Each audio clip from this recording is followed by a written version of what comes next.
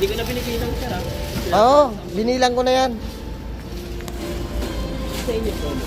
Document. Ako na sa... Anong documents yan, ma'am?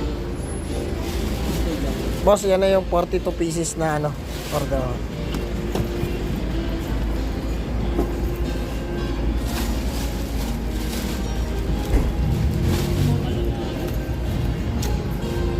Ayan.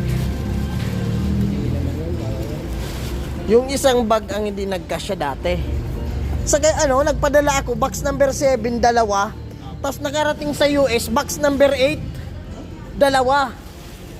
Nilipat. Nire-box nila eh. Sabi ko nga, buti nga, walang nagkulang. Opo, ayun yung pala yung naman. Pero bawal.